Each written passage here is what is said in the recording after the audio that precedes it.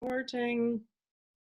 So we're now recording. Welcome everybody to this meeting on Sunday the 16th of August, and our topic tonight is the gift of insight. I'm Christian McNeill and here in Scotland, and I'm with my co-author Barbara Smith in Massachusetts in America. And the two of us are people who have extensive experience of recovery one way or another, practical and theoretical, personal and professional, so both with addiction and recovery. And we wrote a book, Addiction, One Cause, One Solution, together. Thank you, Barbara.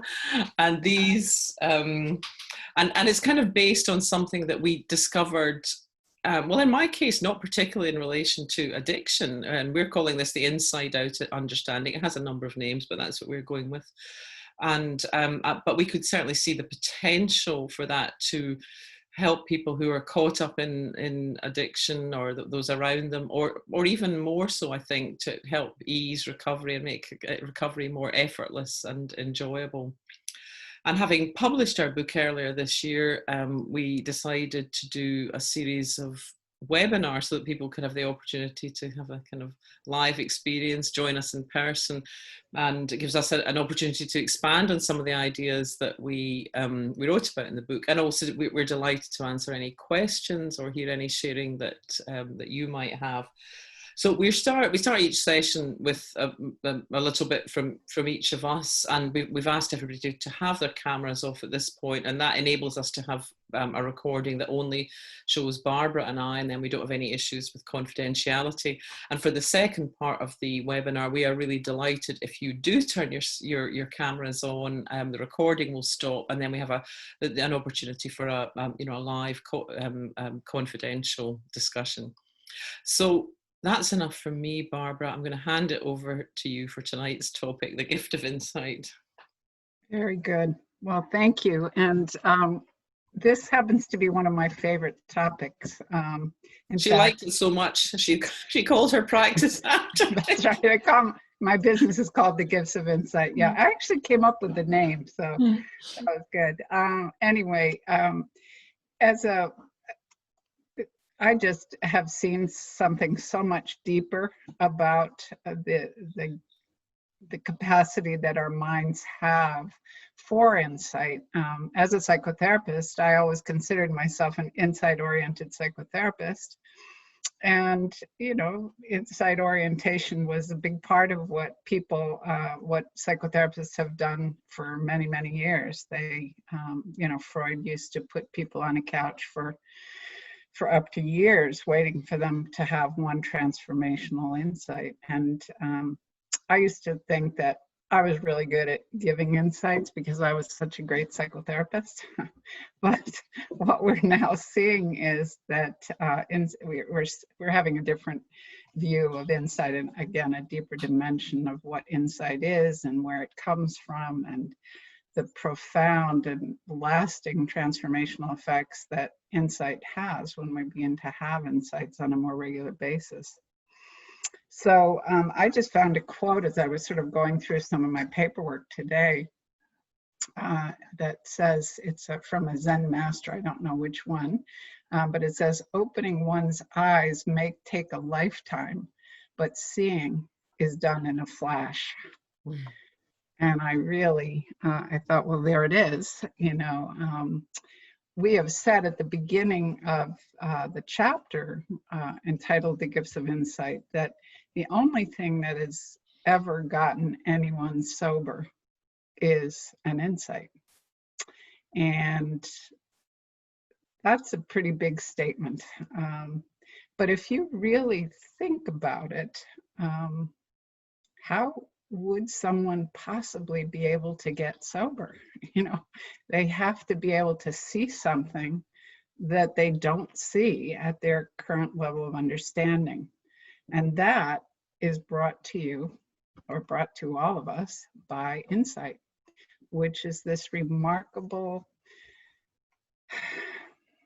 what do I want to say, receiver that we have, receiver and transmitter that we have as part of our human psychological design that can wake us up to see ourselves and the world around us with more clarity. And another quote that we have as part of the conference that's upcoming is a quote from Sydney Banks. It says, "Throughout time, human beings have experienced insights that have spontaneously and completely changed their behavior and their lives." And that is, what we have seen with this. It certainly is what both of us have experienced through insight. When we insightfully can experience our thought, creating our feelings from moment to moment, the world changes in ways that it looks a lot different. We're seeing it from a very different vantage point.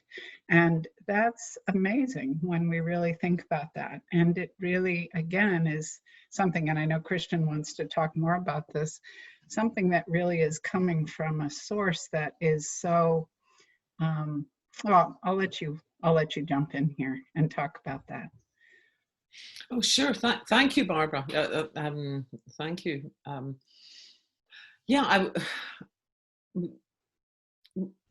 perhaps before I do, I could just kind of cut back into something that you said before, because you reminded me of my moment of sobriety. And I didn't, it was only really, I guess, after I came to the principles that I understood, and I came across this inside out understanding that I understood that the moment of sobriety for me, a bit like the quote that you read out at the beginning, it all changed in an instant, but it literally happened, more or less in a gutter when I caught sight of myself really, really drunk and hating what I'd become.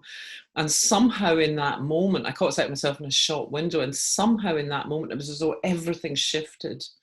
And I knew I was kind of done with drink, and so on. And it's really only in retrospect, because you could say that about anything, but it's only with the benefit of hindsight that you can see that actually everything changed from then. The need to drink on a daily basis was just gone. I wasn't resisting it. I wasn't, racing past off sales or pubs. It was just, I had a freedom from drinking. And now the funny thing at the time was that isn't what I wanted. What I wanted was to be able to drink like people who weren't alcoholics, but I didn't get that. But it's the thing is that I got what I needed. And today I am so grateful to have that. But it really was an instant. And although I followed it up by going to recovery meetings and AA, for a long time, and still do sometimes, then it really did shift in that instant. And but what it seems to me, what the inside out understanding has given me is a really kind of clear sense that each of us, this is how it seems to me, and I think when any of us talks about what we see, to the best of our ability from our hearts, that other people, even if they don't see it in the same way, we can kind of relate to that a bit. And so how it looks to me is as though each of us has an invisible power within us, that we're born with that. And it's not in some ways it's so ordinary, and yet it's so profound and so powerful. And one of the manifestations of that inner power is the capacity for insight. And it's completely different from intellectual thinking. It's not about working it out or analyzing it or, writing a list of pros and cons. It's exactly as your Zen master spoke. It's that flash of something fresh and new and possibly life-changing. Or possibly tiny. Today I had my daughter and her boyfriend here for dinner. They were just back from holiday, and I was trying to think what to do. I was doing chicken and some veg. And I thought, I don't want to be at this. Then I thought, just use frozen peas as one of the veg. It's tiny, but it's it's saved faffing around going shopping for another veg and peeling it and blah, blah, blah, blah. So it can be as tiny as that, or as huge as a life-changing moment of clarity that leads to, freedom from addiction, freedom from a life-threatening addiction. And what's even more magical to me is that insight is just one of the aspects of that invisible power within, along with things like creativity or connection. And also what's really lovely to me, and this kind of comes out of a conversation I had with a friend this week, where I just saw it with a new clarity that this invisible essence that imparts all these powers within us, or capacities, which are not, love, connection, creativity, insight.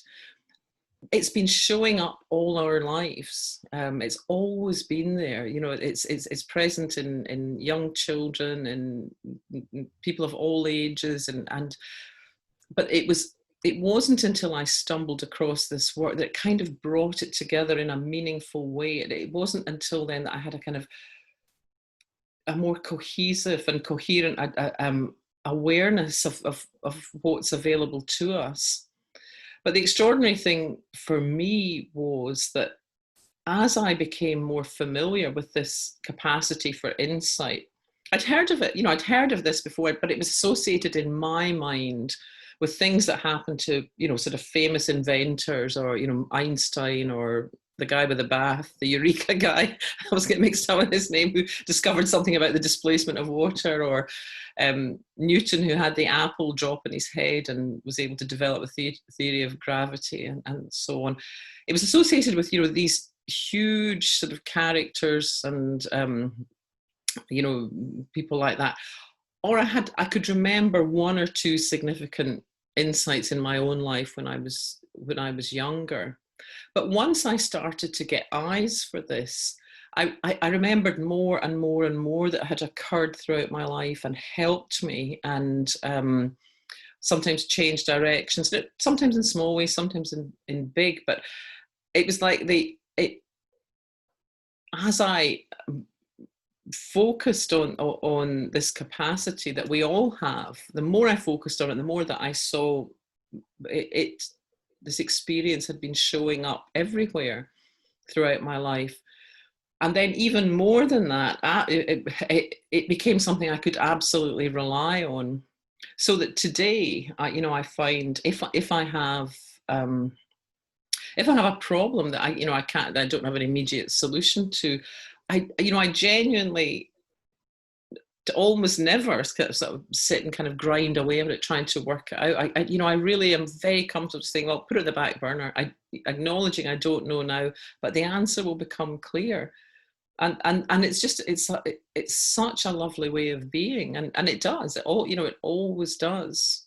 And it's not just about creative things or spiritual things, or sort of, but even about I was doing a piece of work recently that was I found quite demanding, and on a number of occasions I was put in a very difficult situation, sort of where I had to, I was kind of struggling to know whether I could continue to do the work. I mean, whether it was just too much for me, to be honest.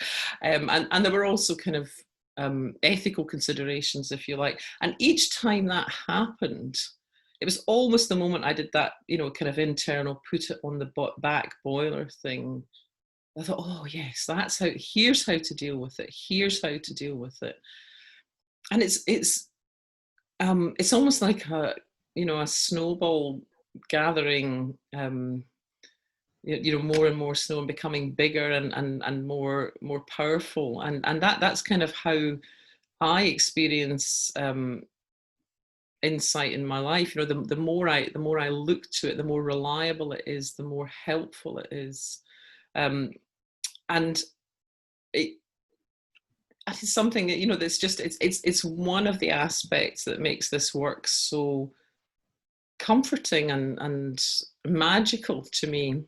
One of my teachers talks about this work. You feel settled down when you discover that. And that wasn't a phrase I particularly used, or I didn't particularly consider myself to be unsettled down, but I kind of, it's quite a good description of what I feel has happened to me. And part of that is very much about being able to rely on the the power of insight and the certainty actually of insight. Not in my time. Barbara, you've got a phrase for that. What is it? I don't proceed as the way opens. I'm not sure, but my time and not God's time, not my time. I'm not sure which one you're referring to. But well, it's something to do with reliable but not predictable, or something like that. Yeah, I can rely that the answers will come, but not necessarily in my time. It's not an act of will; it's an act of grace, or it is the operation of grace, perhaps, rather than self-will. Yeah. Yeah, we'd like it to be on our terms, on our time frame. I'll have that now, please. I know when I first started shifting my practice over to this, people would look at me like, are you telling me all I'm doing is sitting around waiting for an insight? They'd get really aggravated and angry. And I would say, well, I'm not telling you to sit around and wait for it, but I am saying that, again, it's not on our time frame necessarily. We see what we see at the time that we see it. Yeah. And I see this so much in family members who want so desperately to have their the addict or alcoholic in their life get well, and they want it now. They want it yesterday. And, they'll say, well, do something.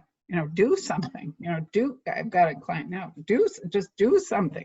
If we have to do something about this, well, what can we do? I mean, we can point people in the direction to listen for insight. We can create, I think, quiet. We can, as Christian said, this isn't going to come through the intellect. Part of the problem for, as I see it, having worked in treatment centers for all those years, is that, we put people into treatment and immediately go to work on their intellect, pumping in more information. And just about everyone I've known who's had multiple treatments said they could teach those classes. Now they have all the information. If information changed things, we'd all be pretty good, because we got a lot of information out there with the internet, and there's a tremendous amount of information. But information in and of itself, information may help to trigger at some point an insight, but information alone is not the source of this transformational power. And in fact, may get in the way. At one of the treatment centers that works with the three principles, when someone is admitted, for the first week, they just have them rest and take walks on the beach and play board games. And then eventually introduce a little bit of sit banks, just quiet the mind to be able to hear. As I say to people, this process of insight has always been happening. We just never recognized it as powerfully and as prevalently as it is. But if you're trying to listen for its guidance, and you've got, you're in a car and the windows are open and you're in traffic and the kids are in the backseat and they're screaming and the GPS is on in the radio, and you're not going to hear it. But to know that it's there and that it's coming through and that we can listen for it and we can see. I love Christian's term that it is at the same time ordinary and extraordinary. What's extraordinary is that we're set up for this, that the capacity for insight is a part of our psychological design. And that is mind-bending when you really think about that on a deeper level, that we actually have everything we need to find our way in life, rather than fixating on what's broken and what isn't working and what we need to do differently and what we need to do more of, and to see, wow, we're designed, we're set up. We have an app. I think I said in the book, we have an app for that, to wake up, to see. And one of the things I love to do with people, I was telling Christian, I have a list of names for insight that my clients and I have been gathering. And Christian, I added them up. There's only a little over 50. There's not 100, but so far, we find them every day. But when you really start listening for those words, think about how many, just tune in sort of to how many times in a day you hear the word, oh, I just realized. Oh, I just realized that, yeah. And it's happening all the time. New thought is coming all the time. It's being brought to us. And, when we're really tuned into that, we can see so much more when we've shifted our focus to listening and to being open to what guidance that holds for us. It's remarkable. Yeah. Seeing sometimes little tiny transformations that can happen in a day, and then at other times these extraordinary, life-changing, like, oh my God, I can't believe I've never seen this before. Like, oh, this changes everything. And you'll see it happening all the time, all around you. But we've just never been in touch with seeing it in that light, I think, for most people. Yeah. Somebody put it this way to me a number of years ago that was really helpful. And what he said is that for him, the most important thing is to realize that there is an essence of you that simply is not up for grabs. It's already there. It's complete. We don't have to work at it. It's not through meditation or steps or effort or goodness or anything. It's just presence. It's just present. And the more we become aware of that seems to be the thing that's helpful. And the more we're aware of that essence, it seems that the easier life comes, the more that it becomes, that the more loving we become, the more insightful we become, or insightful and insight prone. And I just love that it was I think the first insight that I had stumbling across the inside out understanding was the realization that I was not broken. And it had been coming to me for some time, because at the point that around the time that I got into recovery, I felt that I was broken, and that admission was an admission of humility. And now I don't see it like that. It's not denial of the things that happened when I was drinking. It's not denial of my loss of control around alcohol, but I no longer feel that at essence I was broken. And for me, it's been very helpful to realize that, to really kind of see that, to have a realization around it. Yeah. It helps us see the places where we're stuck, the blind spots where we're stuck and where we're spinning our wheels. And again, to know that you're designed to be able to find your way through those places and find your way over the hurdles that life gives us. And to be able to see more clearly where you're stuck and what, the pattern is that keeps repeating itself in your life. So I love the quote from Elsie Spittle, who is, some of you may know, but others may not, who was Sid Banks' closest friend. Her comment is that insight is the sacred space where the unknown becomes known. And every time I hear that or read it or say it, it just kind of gives me shivers.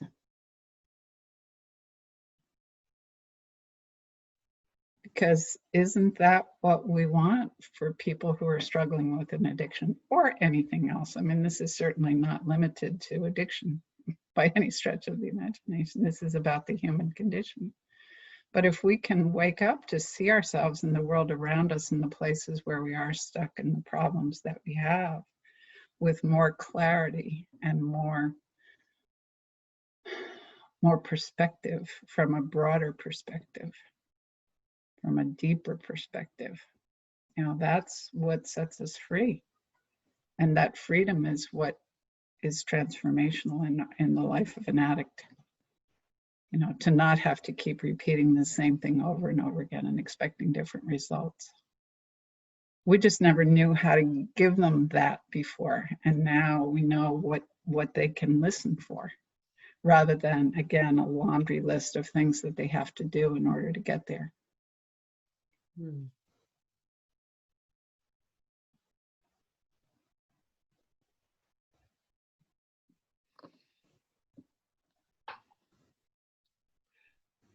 Barbara, would this be a good point to open it up? I think so. Hmm. I think so.